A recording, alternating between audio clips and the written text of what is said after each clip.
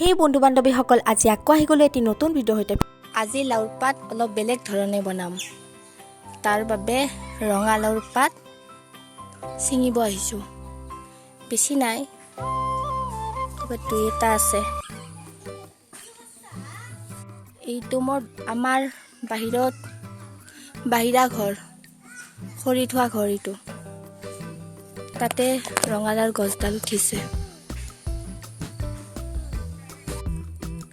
এইবোৰ পাত ছিঙিব লাগিব এতিয়া।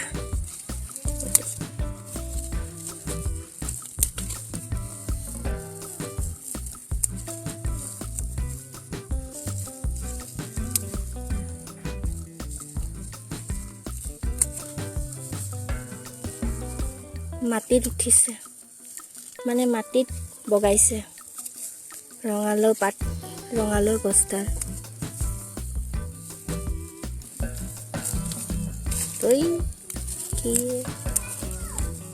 ছিঙিম এতিয়া।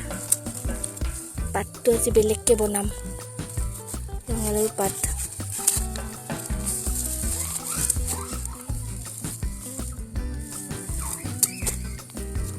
হ'ব, বেছি নবনাওঁ, অকণমান বনাম।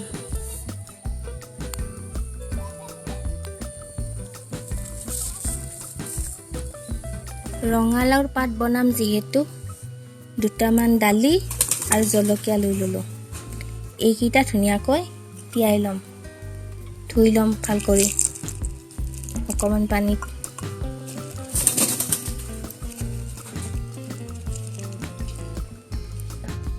এতিয়া ৰঙালাওৰ পাতকেইটা এটা বাচনত এনেকৈ তিয়াই থৈ দিম, কাৰণ ইয়াত ধূলি বালি থাকেতো, সেইখিনি সহজে নাযায়।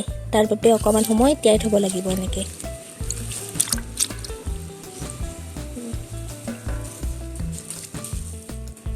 এতিয়া ৰঙালাওৰ পাতকেইটা ধুনীয়াকৈ মিহি মিহিকৈ কাটি ল'ম।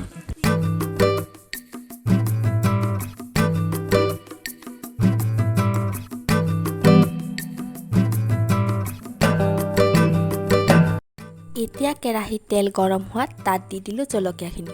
জলকীয়াখিনি ধুনীয়াকৈ ৰঙচুৱাকৈ ভাজি তাত দি দিম একেলগে ৰঙালাওৰ পাতকেইটা দি অকণমান সময় ভাজি থাকিম। চাওকচোন ৰঙালাওৰ পাতকেইটা ভজাৰ পিছত কিমান অকণমান হৈ গ'ল। তাৰ বাবে তাত অকণমান দালি দি দিম। দালি দি তাত নিমখ হালধি জোখমতে দি ধুনীয়াকৈ অকণমান সময় আৰু ভাজি থাকিম।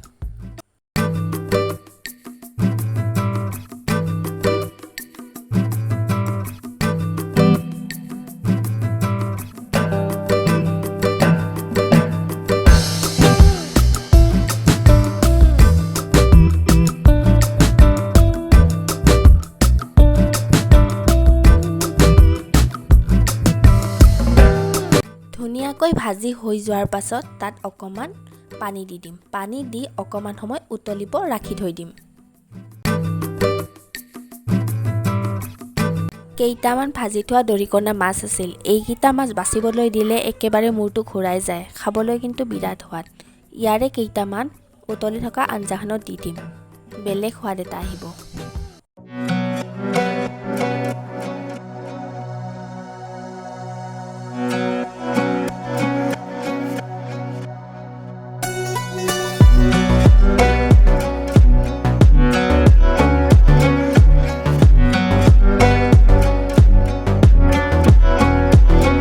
এইখিনি এতিয়া উতলি শুহি যোৱাত এখন প্লেটত ধুনীয়াকৈ উলিয়াই ল'লোঁ।